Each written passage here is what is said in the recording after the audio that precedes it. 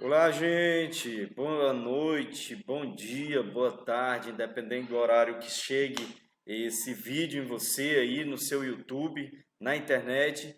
Eu quero cumprimentar você, desejar muita saúde para vocês. Espero que esteja tudo bem com sua saúde, com a saúde de sua família, saúde dos seus amigos, não é isso? Se estamos aqui é porque sobrevivemos e com certeza vamos sobreviver a essa pandemia porque nós estamos mais perto de acabar do que do começo, não é isso? Pois é, vocês sabem que nós estamos aqui exatamente por causa da pandemia, mas temos que tocar a barca, né? A plataforma que a prefeitura ofereceu, eu não me adequei naquele sistema de postar aulas lá, então eu lá só vai ser postado praticamente as atividades de vocês, as nossas aulas vão ser mesmo aqui de forma virtual, não ser para aqueles que não tiverem acesso à internet, aí nós vamos ter que mandar o pacote de atividades. Então, nós vamos estar sempre se encontrando aqui na internet. Queria pedir para você seguir aí, se você ainda não segue. Convide os amigos para seguir também, né? Tá aí, o canal é nosso, né? O canal é seu, não, é aula, tem notícias, tem tudo aqui nesse canal, ok? Queria falar da satisfação de estar reencontrando vocês e vamos para a aula, né? Vamos lá. Tá aí, a nossa aula aí, professor Chess, correspondente ao dia 13, né?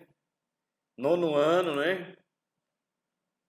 Ok, então vamos lá. Deixa eu superar aqui, eu passei. Opa, beleza, tá aí. Galera do nono ano, grande abraço, gente. Olha aí, vamos lá. Nós vamos tratar de. Nós já tínhamos começado, gente, esse tema, mas eu resolvi trabalhar ele de novo, porque já tem um bom tempo, a gente fica sem continuidade, então eu resolvi tratar ele para a gente não perder o foco, ok? Ter uma continuidade, ok? Então vamos lá. Construção do mundo globalizado é a unidade um. Primeira e segundas revolução industrial, ok? Beleza, vamos aí para o texto. Primeira revolução industrial iniciou-se na segunda metade do século 17. Beleza, rapidinho, gente, é algo que eu sempre faço questão de frisar com vocês. Segunda metade do século 17, o que seria a segunda metade do século 17? Quer dizer que é de 1650 em diante, não é isso? Então você já tem que ter isso em mente. Século 17 é a partir de 1601, já é século 17, tá bom? Para quem ainda tinha alguma dúvida, mas vamos lá, bora continuar aqui.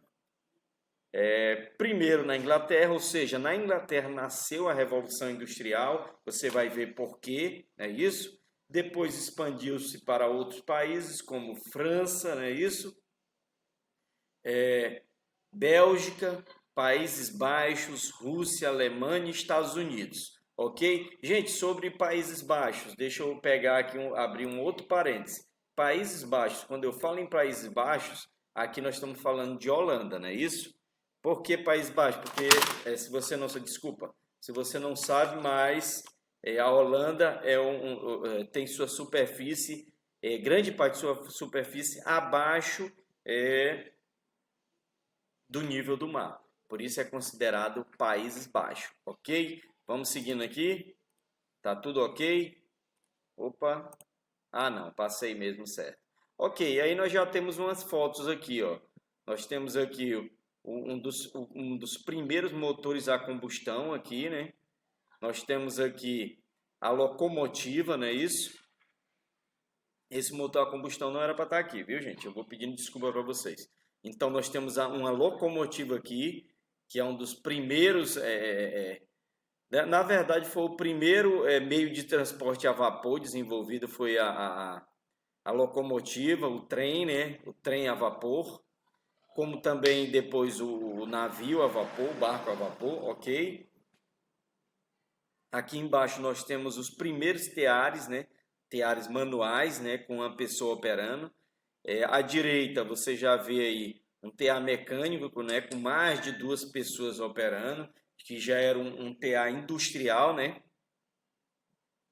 Mas tudo isso que nós estamos mostrando, gente, passou por um processo. Vamos Vamos conhecer um pouco desse processo, ok? As características desse período. Quais são as principais características do período da primeira Revolução Industrial?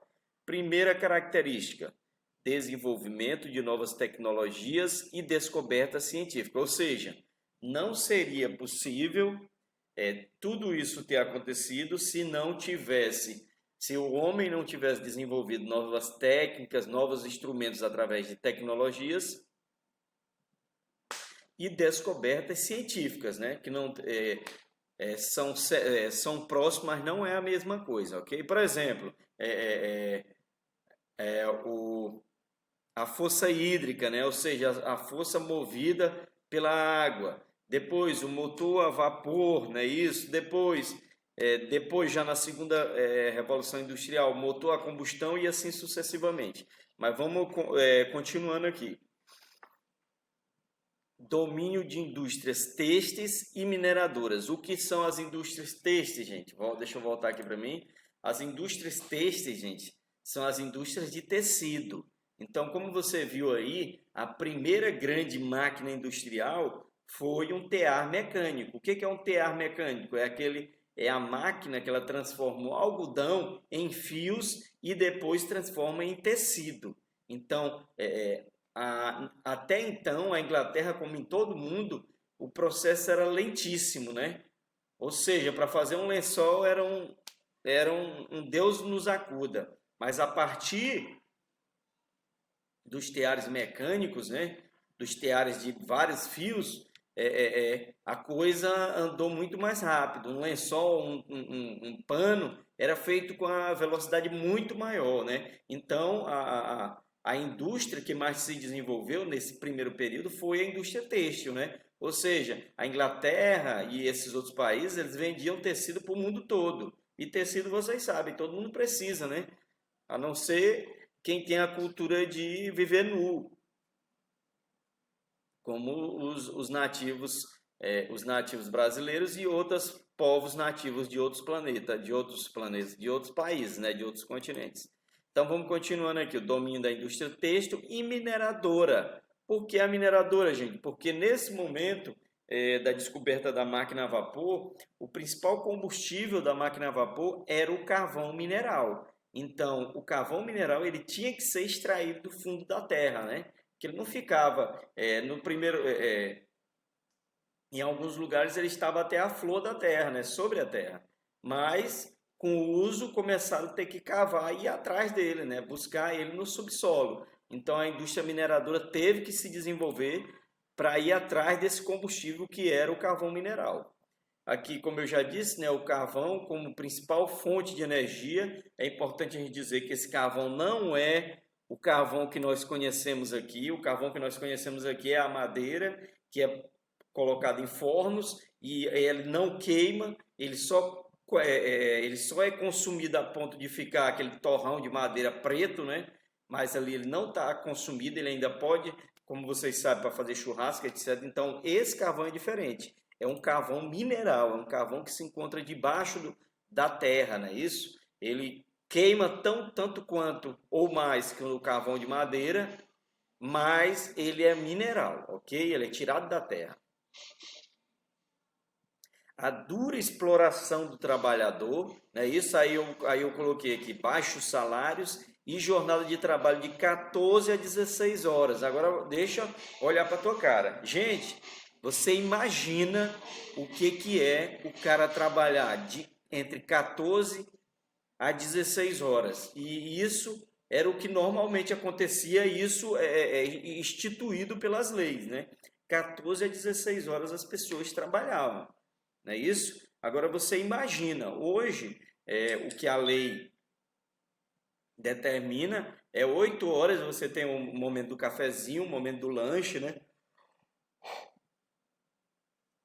Desculpa, gente.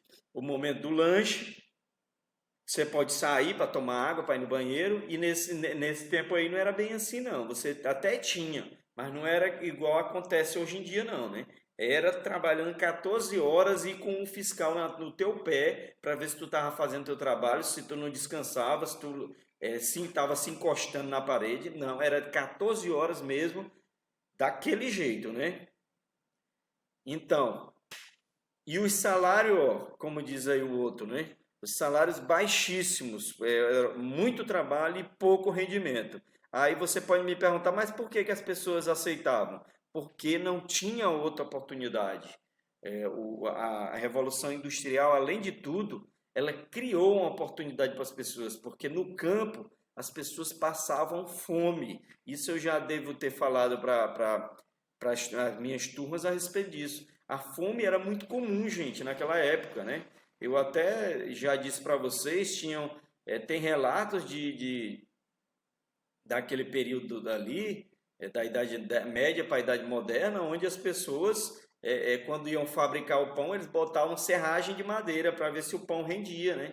E a comida daquela época, principalmente na Europa, era basicamente, a comida básica deles era pão e sopa de verduras com ossos para dar sabor, né? E carne lá uma vez, porque carne era um artigo raro, né? Só quando caçava ou quando alguém matava um boi você tinha dinheiro para comprar, não é isso? Então vamos continuando aqui. Então as pessoas, continuando aqui sobre o que eu estava falando, então as pessoas iam para a cidade, se submetiam a um trabalho quase escravo para ganhar pouco, porque no campo era bem pior. E outra coisa, no campo, quase todas as propriedades, para não dizer todas as propriedades, já tinham dono. Então você não tinha a oportunidade de, por exemplo, ter sua própria plantação.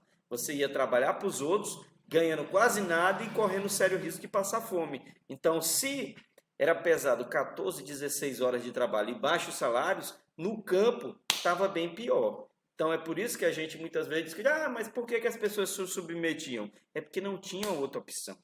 Ok? Vamos voltar aqui. Aí já estamos mais de 10 minutos, não é isso? Bacana, gente. Segura aí, não dorme não, viu?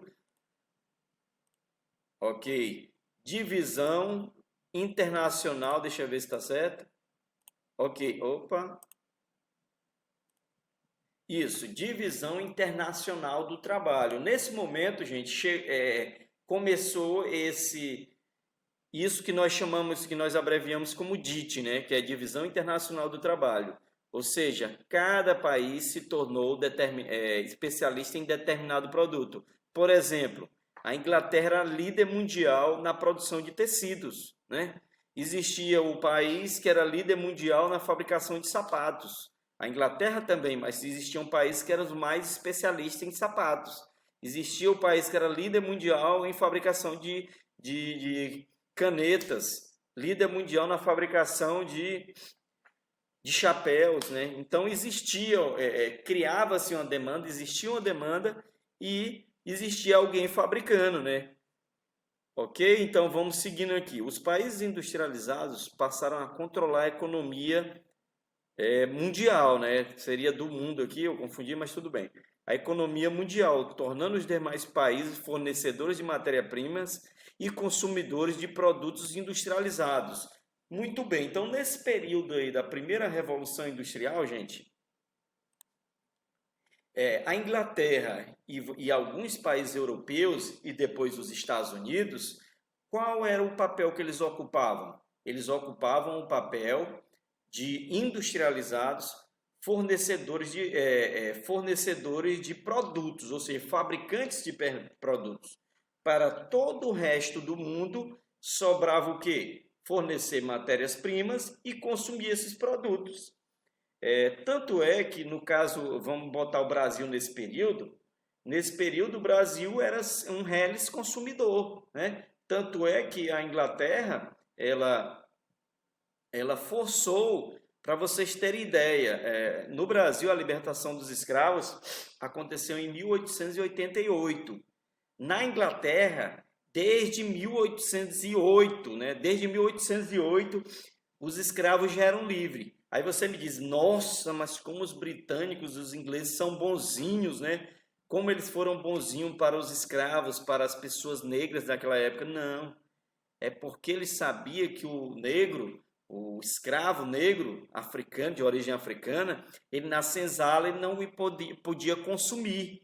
e ele livre não, ele era um consumidor. Então, a libertação dos escravos no Brasil aconteceu sob grande pressão da Inglaterra, mas não porque eles eram bonzinhos, é porque eles sabiam que os escravos negros, quando se libertassem, eles iam ter que se virar, né? Ou trabalhar no campo, ou limpar a casa, eles iam ter que se virar. E se virando, trabalhando, eles iam fazer a roda da economia girar. Iam ter dinheiro e iam poder comprar produtos. E eles comprando produto, quem é o fabricante? A Inglaterra e os países industrializados. Então, para eles era muito interessante a libertação dos escravos. Então, em grande parte, a gente tem que a gente deve também a libertação dos escravos para o capitalismo, pelo processo de industrialização. Tudo bem que não foi nenhuma caridade, mas de alguma forma se deve à questão do capitalismo à libertação dos escravos. Por quê? Porque aquele indivíduo que é escravo, ele mais do que um escravo, ele poderia ser um consumidor. Ok? Então pensa nisso aí, tá ok? Então, o Brasil e outros países, nesse momento, eles ofereciam mercado consumidor e ofereciam também matérias-primas, né? Tanto é que nesse período, o Brasil já era um grande fabricante de café, né? Mas ele também era um grande fabricante de algodão. Só que no Brasil não existe registro nenhum na primeira e até pelo menos até a primeira parte da segunda Revolução Industrial de tecelagens, de lugares onde se transformasse o algodão ou a lã em tecido. No Brasil não. Esse algodão era todo enviado para a Europa e lá eles transformavam em tecido. Então o papel do Brasil e de vários países nesse momento era simplesmente mandar a matéria-prima, no caso o algodão. Ok? Vamos seguindo aqui, vamos para o nosso slide. Ok, vamos aí. Do capitalismo comercial para o capitalismo industrial. Primeiro, gente, por que eu estou falando aqui do capitalismo comercial? Porque antes da Revolução Industrial nós estávamos no mercantilismo, no capitalismo comercial, onde a economia, principalmente da Europa, dos países mais desenvolvidos, girava através, né, através do comércio, das grandes navegações. Ou seja, eles vinham para a colônia, carregavam açúcar, carregavam algodão, carregavam todos os produtos que não produziam na Europa, levavam para a Europa, vendiam, trazia os produtos, né, as manufaturas, que na época não era indústria, e vendiam aqui na colônia, vendiam caro, né? Detalhe, eles compravam barata a mão de obra, mas vendiam caro as manufaturas, né? Aquilo que era feito à mão ou em grupo ainda na Europa, ok? Então vamos lá, vamos continuar aqui. É do capitalismo comercial, que você já sabe que é o mesmo que o mercantilismo, as grandes navegações, para o capitalismo industrial. A maior parte do lucro passou a vir da produção de mercadorias e não mais do comércio, ou seja, o que eu terminei de dizer, grande parte do lucro antes vinha das grandes navegações, do comércio, através da navegação, não é isso? E agora não, era através da produção de mercadorias que poderiam ser levados pela navegação, mas agora eles estavam criando produtos para vender, não é isso? Essa nova etapa do desenvolvimento capitalista ficou conhecida como capitalismo industrial, ok? Então aí era só para frisar essa transição que houve. Ok, vamos aí, segunda revolução industrial, não é isso?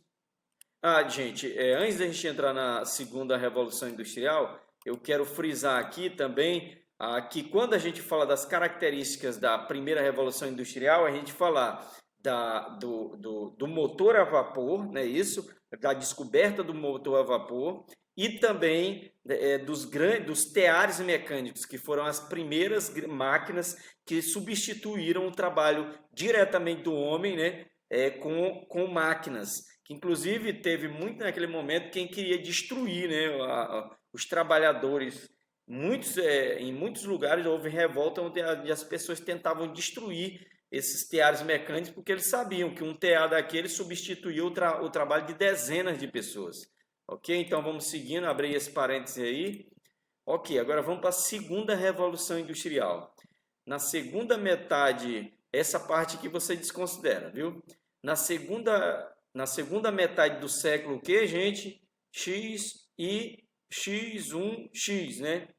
X e X. É o que? Século XIX, ou seja, a partir de 1801, século XIX em diante, a descoberta e invenções como já surgiu outras coisas. Primeiro só tinha a máquina a vapor, né? E só tinha a força hidráulica. Agora nós já temos eletricidade, motor a combustão. Aqui não está na ordem. Primeiro motor a combustão, depois eletricidade, depois Aí depois do motor a combustão, o automóvel e por último a eletricidade, do telefone e do telégrafo. Primeiro o telégrafo, depois o telefone, né? Provocaram transformações ainda maiores. Por que, gente, provocou transformações ainda maiores? Vamos dar um exemplo aqui. Antes, a energia, por exemplo, um trem, uma locomotiva, para ela se mover, ela usava o quê? Ela usava o carvão. Tanto é que aqueles trens antigos, eu vou voltar aqui para vocês verem, aqueles trens antigos, deixa eu voltar mais. Aqui, ó.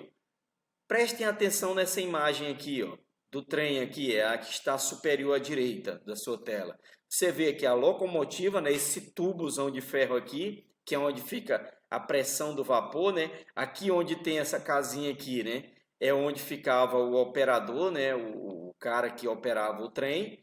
E aqui atrás você vê um vagão só com carvão. Por quê? Porque tinha que ter esse carvão aqui para poder estar jogando na caldeira. A caldeira é esse tubão aqui, né? E aqui tinha as válvulas de pressão, né? E essa pressão é que fazia, né, o trem andar. Mas quando surgiu, né, a questão do motor a combustão, que é um motor movido a óleo mineral, ou simplesmente diesel ou gasolina depois, né? Ele foi substituído, ao invés de ter aquele vagão ali, um vagão para carregar a grandes quantidades de carvão mineral, ali só existia um tanque, né? Um tanque de combustível, né? E como o combustível, como óleo diesel, ele é muito mais inflamável do que um carvão, então não precisa dizer para vocês que a potência dos motores aumentou e com o aumento da potência dos motores, a capacidade, né? Mais duração, né, numa viagem, com menos combustível, com menos peso. Então foi uma revolução imensa, né? Então, o telefone e o telégrafo primeiro, eles facilitaram bastante, porque aquele cara que tem a indústria, por exemplo, na Inglaterra, ele podia se comunicar com seus revendedores na França, com seus revendedores em outras partes do mundo, né? E através disso deu maior velocidade, né? Isso como hoje em dia, que os caras fazem videoconferência, o cara está em Taiwan, na China, né? E o cara fala com o cara aqui no Brasil e manda ordens e comanda uma empresa lá da Coreia do Sul, é isso? Então, o telefone, o automóvel, né? Que daqui a pouco nós vamos frisar mais sobre o automóvel, provocaram transformações ainda maiores. Ou seja, se o motor a vapor e o TA mecânico causou transformações, você imagina o advento do petróleo, né, do uso do petróleo como combustível, da eletricidade e do motor a combustão que usava o petróleo para funcionar, né? Então vamos lá. Ok, aí nós temos uma imagem aqui, ó, que eu trouxe para vocês. Aqui é um dos primeiros motores a combustão, né, conhecido. Você vê aqui, ó, na parte esquerda aqui você vê o pistão, né, do motor, né? E aqui você vê uma roda, né, que provavelmente ele funcionava e fazia essa roda girar, que tinha, por exemplo, tinha provavelmente uma polia não, aqui seria uma correia, né, que fazia alguma coisa girar. E aqui do lado você vê os primeiros campos de petróleo, né? Aí é nos Estados Unidos, né? Aqui, essas torres aqui, gente, era o que eles usavam para perfurar o chão e extrair o petróleo, porque como vocês sabem, o petróleo, ele, assim como o carvão mineral, ele é de origem mineral, ele está no fundo da terra, não é isso? Ok, então vamos continuar nosso slide aqui. Ok, vamos aí para as características desse período, ou seja, da segunda revolução industrial. Olha, eu já falei, substituição da matriz energética. O que é matriz energética, gente? Matriz energética é de onde vem energia, de onde extrai de energia. Do carvão para o petróleo, ou seja, a matriz energética, que era preponderantemente 100% carvão, ela agora passou a ser também o petróleo, que como eu disse para vocês, o petróleo, ele tem uma combustão maior, quanto também você pode extrair os derivados. Você tira o óleo diesel, que é mais inflamável do que o próprio petróleo, né? Você tira a gasolina, que é muito mais inflamável do que o petróleo, do que o óleo diesel. Você tira o querosene, que também é mais inflamável do que todos os outros anteriores, e assim sucessivamente. Então, o petróleo abriu toda uma dimensão, né? Toda todas as opções em relação a combustível, né? Aqui, petróleo e minério de aço e ferro como principais matérias-primas. Então, naquele momento, gente, para as indústrias, né? Para as indústrias que nasciam naquele momento, o principal matéria-prima era o petróleo e os minérios de aço e ferro. Por quê? Aí agora, na outra característica, nós vamos explicar. Porque elas eram as principais matérias-primas, por quê? Porque surgiram indústrias diferentes. Que indústrias eram essas? Eram as indústrias petroquímicas. O que é uma indústria petroquímica, gente? É a indústria que recebe o petróleo e separa. Lá eles tiram o plástico, lá eles tiram o material para fazer os canos PVC, sim, para fazer todos os tipos de plástico, porque existem dezenas, quem sabe até centenas de tipos de plásticos diferentes. Lá eles separam o óleo mineral, né? O óleo que é aquele de lubrificante, eles tiram a graxa, eles tiram o óleo diesel, eles tiram a gasolina, eles tiram o querosene, eles tiram o gás e assim sucessivamente, ok? Então o petróleo ele é responsável por dezenas, quem sabe até centenas de produtos a partir só do petróleo, ok? Então vamos continuar aqui, né? Então as indústrias petroquímicas, que faz isso que eu terminei de falar para vocês, né? Olha aí, gente, já estamos com quase meia hora de aula, beleza, tá bacana, né? As siderúrgicas, o que são as indústrias siderúrgicas, gente? As indústrias siderúrgicas são aquelas indústrias que recebem o aço, né? Recebem o aço, recebem o ferro e beneficiam, ou seja, eles pegam o ferro e o manganês, por exemplo, derretem, fazem a liga e surge o aço. Você sabia que o aço ele não é encontrado na natureza como um todo? Ele é transformado na siderúrgica. Você pega o ferro, aí você pega o manganês, se não me engano, mistura, faz uma liga e aí nasce o aço. Ou seja, ele é metálico? Ele usa o ferro? Mas ele precisa de uma siderúrgica para ser transformado nessa matéria-prima tão importante até hoje para nós, né? Então, as petroquímicas expliquei, siderúrgicas expliquei, automobilísticas que usam como matéria-prima, né, o aço, né, porque até hoje os automóveis, grande parte dos automóveis são feitos em aço, já existe, né, automóvel de alumínio, de fibra de carbono, mas a maior parte das peças, os parafusos, são feitos de aço, não é isso? Então vamos seguindo aqui nossa aula. Características desse período. Você vê aqui que a jornada de trabalho reduziu, né? De 8 a 12 horas, ou seja, chegou no nosso patamar. Por quê? Porque as pessoas começaram a reivindicar, porque as pessoas começaram a adoecer, morrer. Então, o próprio empresário viu que não valia a pena você acabar com a sua mão de obra, matar a sua mão de obra cedo, né? Um cara na primeira revolução industrial, gente, a coisa mais comum era a pessoa morrer com 50, 40 anos de idade, né? Quem chegava a 60 anos de idade era idoso, né? Era um velhinho, né? Era um ancião. Nossa, viveu muito. Para vocês terem ideia, crianças trabalhavam, né, principalmente na primeira Revolução Industrial, onde crianças eram usadas nas tecelagens, né? Para quê? Para ir debaixo do tear, para tirar, pegar alguma peça, pegar algum fio que caiu, algum tecido que caiu, as crianças eram usadas. E às vezes não desligava a máquina e muitas vezes as crianças até morriam. Foi algo muito comum, crianças de 5, 6, 7, 8, 9 anos morrerem trabalhando nas indústrias, né? E os pais, né, só lamentavam, porque precisavam das crianças trabalhando para aumentar a renda, né? E precisavam trabalhar, ia fazer o quê, né? Era tocar a vida para frente, não é isso? Então vamos lá. Então diminuiu, né, a exploração de 14, 16 horas para 8, 12 horas, não é isso? Também por interesse, como eu disse para vocês, ninguém estava sendo bonzinho com ninguém, né? Criação das linhas de montagens que tornou mais necessária a especialização do trabalhador. Eu vou explicar, eu vou dar até um vídeo aqui explicando para vocês como eram as linhas de montagem, mas o que a gente pode dizer aqui a priori?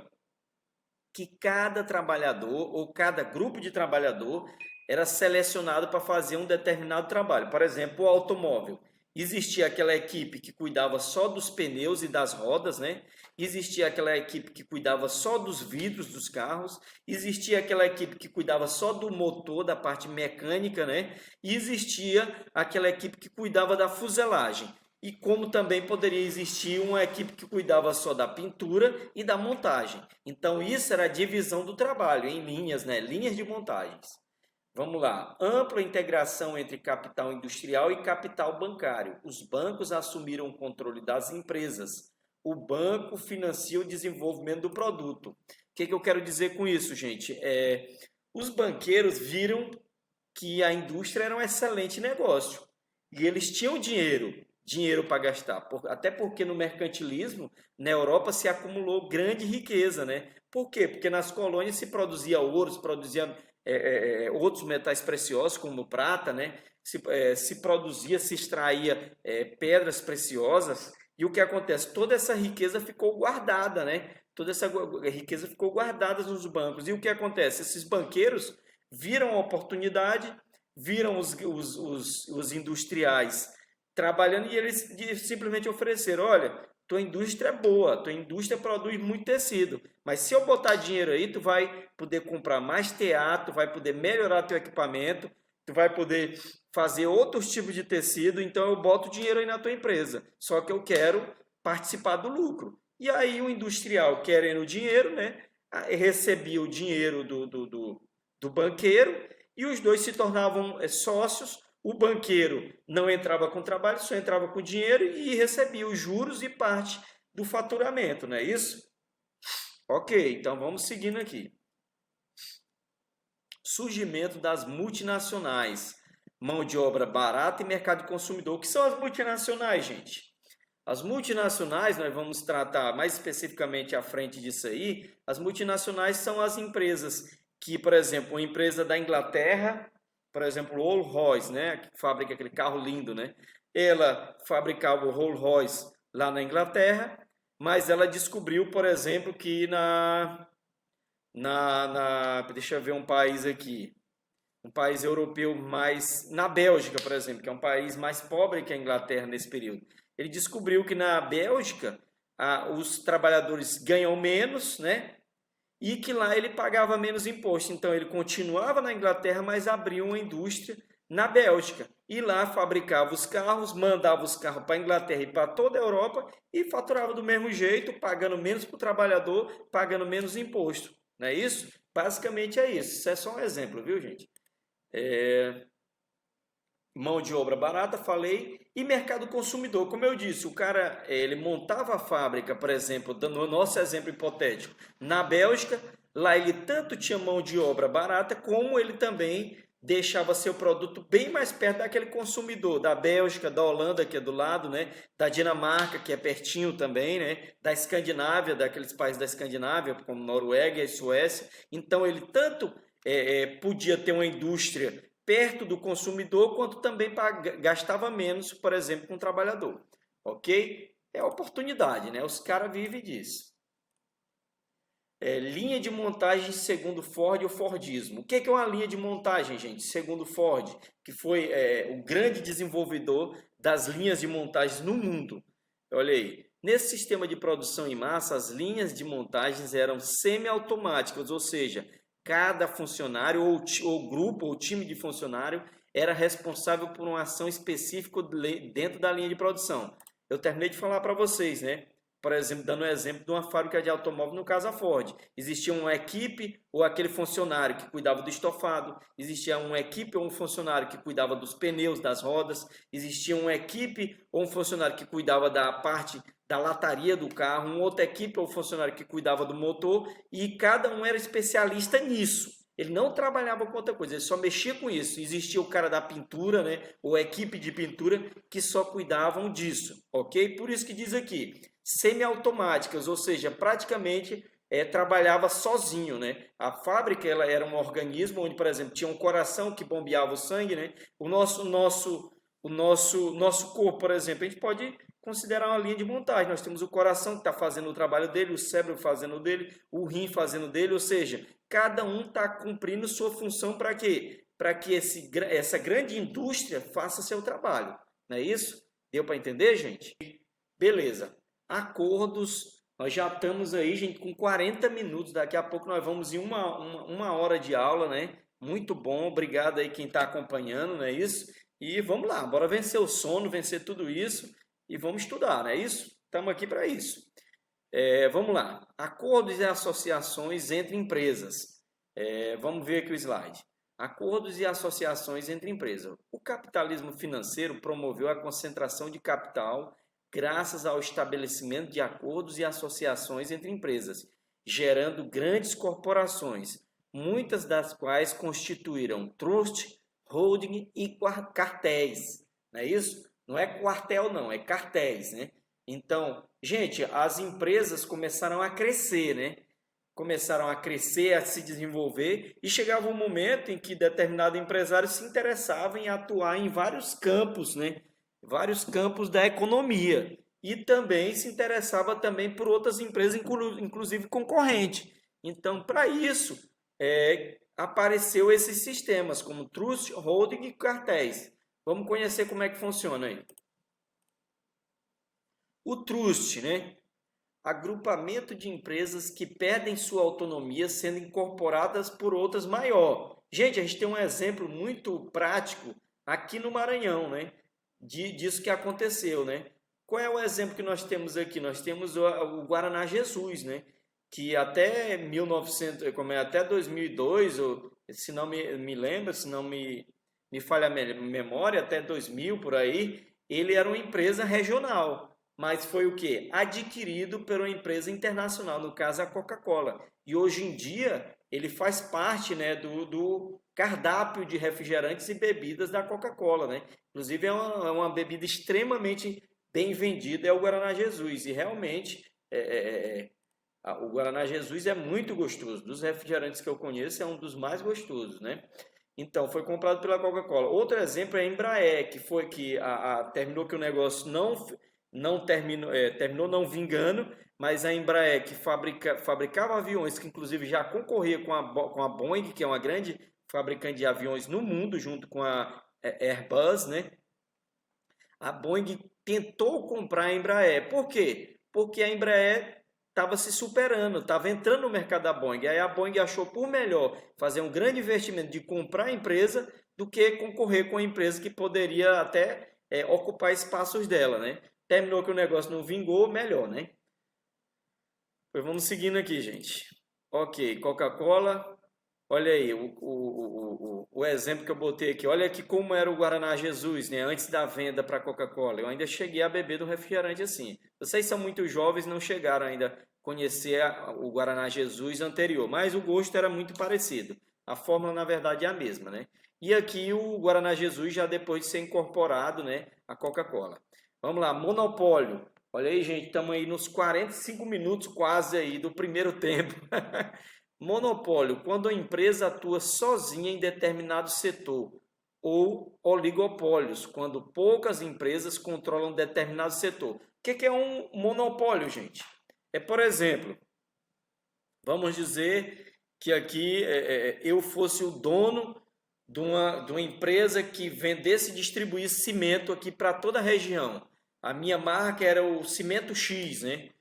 O Cimento X é o único que é vendido aqui na região e só quem vende sou eu, né? Ou seja, você é um empresário, dono de uma loja de material de construção. Você quer comprar o cimento, você ia ter que comprar o meu, o Cimento X. Então eu tenho monopólio da distribuição desse produto, no caso o cimento, né? Aí aqui o oligopólio, vamos ver aqui, o oligopólio, quando poucas empresas controlam um determinado setor, ou seja, monopólio é quando uma empresa só, então vamos explicar direito aqui, né? Monopólio é quando a empresa só e oligopólio é quando várias empresas. Então vamos no mesmo exemplo, vamos dizer que eu sou o dono, distribuidor do cimento X, aí tem o cimento Tupi e o cimento Poti, né? São os 3 cimentos que se vendem no Maranhão inteiro.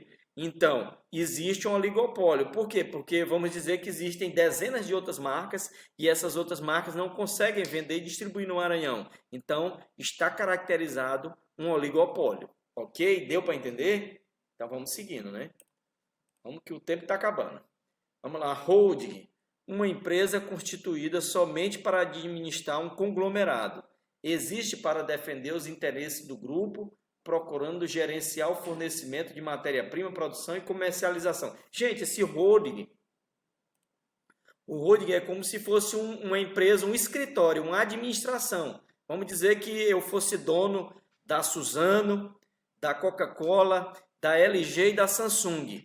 Aí eu dizia assim, não, vou montar uma empresa que é só para administrar todas essas empresas, cuidar do marketing, cuidar da distribuição, da logística. Então esse seria um holding, ok? Deu mais ou menos para entender? Vamos seguindo aqui, que o nosso tempo está acabando, a gente tem pouco tempo ainda. Ok, agora cartel.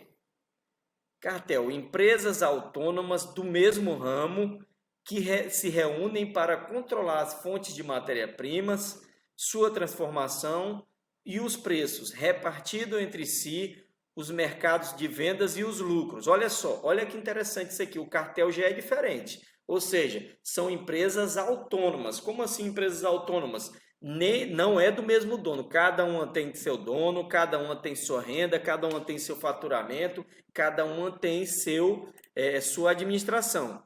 Mas o que elas têm em comum? Elas se reúnem, fazem um acordo, dizem, olha, por exemplo, eu dou um exemplo dos postos de gasolina em algumas regiões, né? Eu não sei se em Imperatriz acontece isso, né? Mas em algumas partes do Brasil acontece sim.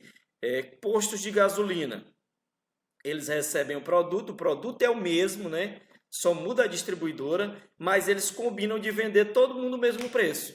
Então, isso é um cartel. Você chega num posto de gasolina de determinada bandeira, lá no Santa Rita é um preço, você chega em outro posto de gasolina, ali no Bacuri, de outra bandeira, já é o mesmo preço, então isso é um cartel. Ou seja, produtos, vamos dizer, diferentes, empresas diferentes, mas executando o mesmo preço, ok? Aí eu dei exemplo aqui, né, para vocês, como eu estou falando aqui, dos postos de gasolina em algumas regiões do Brasil, né? Porque isso em Imperatriz não acontece, né? Deus o livre.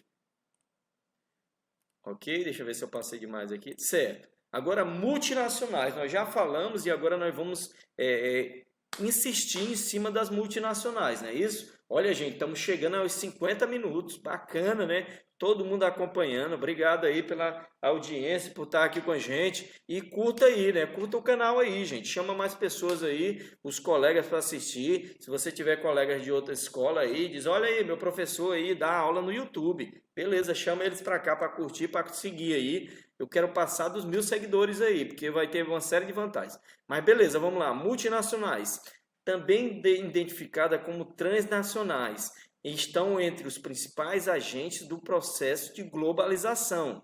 Ou seja, multinacionais, mas você também pode chamar de transnacionais. Por quê? Porque, como eu disse, são empresas que são estrangeiras. Por exemplo, são empresas de um determinado país, normalmente dos países desenvolvidos, que se instalam tanto em outros países desenvolvidos, quanto os países emergentes ou desenvolvimento, como é o caso do Brasil. Por quê? Em outros países desenvolvidos, ela pode se instalar para ter o seu produto mais perto do seu consumidor. e num país igual ao nosso, para ter o seu produto perto do seu consumidor, como também para ter vantagens fiscais, né? Pagar menos imposto ou não pagar imposto, na verdade, ou ter isenção de impostos, né? E também para pagar menos com energia, porque um país igual ao Brasil, para a indústria, a energia é mais barata do que, por exemplo, nos Estados Unidos, na Europa, e também para pagar menos o funcionário, porque a mão de obra europeia e americana e da América do Norte é bem maior, bem mais cara do que a nossa, não é isso? Então, para eles é uma vantagem se instalar, por exemplo, uma Ford.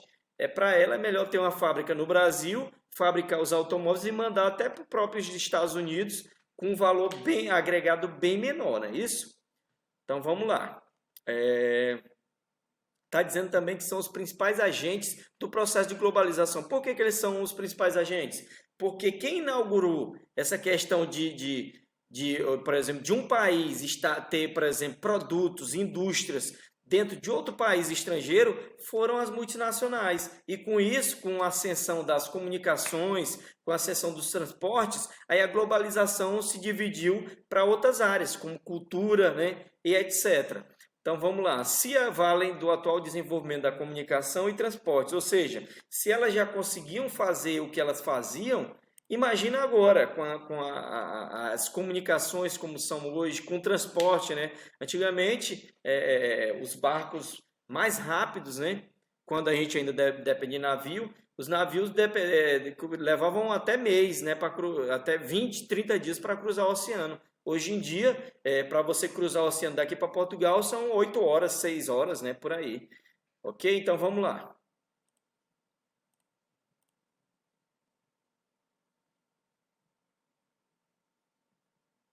Ok, com suas sedes instaladas em países desenvolvidos, se expandiram para os países emergentes. Isso eu já falei, né? Que oferece vantagem de baixo custo de mão de obra, ou seja, aqui um trabalhador é bem mais barato, tanto nos direitos quanto no pagamento mensal do que num país desenvolvido, disponibilidade de matéria-prima e fonte de energia. O grande exemplo é o Brasil, né? Por exemplo, uma Ford que se instala no Brasil, ela vai ter isenção fiscal, como por exemplo, tem uma indústria aqui em Imperatriz, que ela teve isenção fiscal de 4 ou foi 5 anos durante o período desde que ela se instalou. Ou seja, foi uma vantagem fiscal para ela vir para cá, para a Imperatriz. Eu estou criticando, não, estou dizendo que ela teve essa isenção fiscal. Tem a isenção de imposto, né? Tem a mão de obra barata, porque, por exemplo, a mão de obra de um trabalhador de Imperatriz é bem mais barata do que da cidade de Boston, nos Estados Unidos, né? É bem mais barato do que, por exemplo, um trabalhador de Oslo, na Noruega, né? Ok? Então, vamos lá.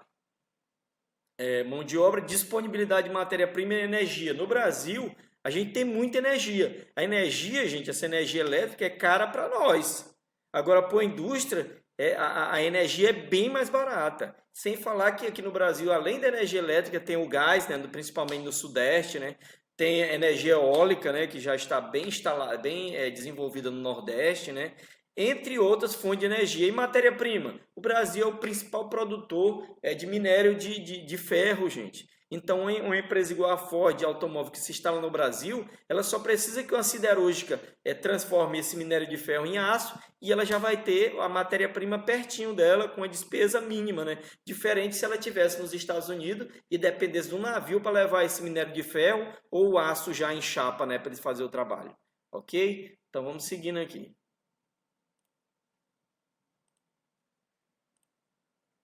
Olha, eu dei alguns exemplos aqui para nós. A Nike, por exemplo. Se você tem um tênis da Nike, dá uma olhada onde ele foi fabricado. Dificilmente vai dizer que ele foi fabricado nos Estados Unidos. E a Nike é uma empresa americana. A Adidas, né? Dificilmente vai ter lá Made in Germania, né? Ou seja, fabricado na Alemanha. Normalmente vai ter Made in Taiwan, Made in Índia, né? Como eu já tive um tênis da Adidas que ele tinha sido fabricado na Índia, né? Made in Índia, né? Made in Indonésia, né? Ou seja, países onde são emergentes, onde a mão de obra é barata, né? Então eles colocam linhas de montagem lá, fabricam esse tênis, bota logo a marca deles e vende para o mundo todo, né? No preço que normalmente é o que é fabricado, né? Por exemplo, nos Estados Unidos. Então temos a Coca-Cola, né? Que a Coca-Cola ela é uma marca americana, mas ela tem indústria no mundo todo, né? Temos a Ford, que eu já falei, nós temos a LG, que é uma sul-coreana, né? Uma empresa sul-coreana de celulares e eletrônicos, né? Temos a Samsung, que é uma empresa também de eletrônicos e é sul-coreana, entre outros, né? São várias, Mitsubishi, Toyota, etc. Encerramos aqui nossa aula, queria agradecer aí a audiência, né? A participação e dizer que na próxima semana a gente está de volta, né? Com outras aulas, né? Abordando outros temas. E daqui para frente vocês vão ter aí atividades, espero que vocês façam as atividades, se dediquem. Qualquer dúvida você pode voltar nesse vídeo ou ir no seu livro que está à sua disposição.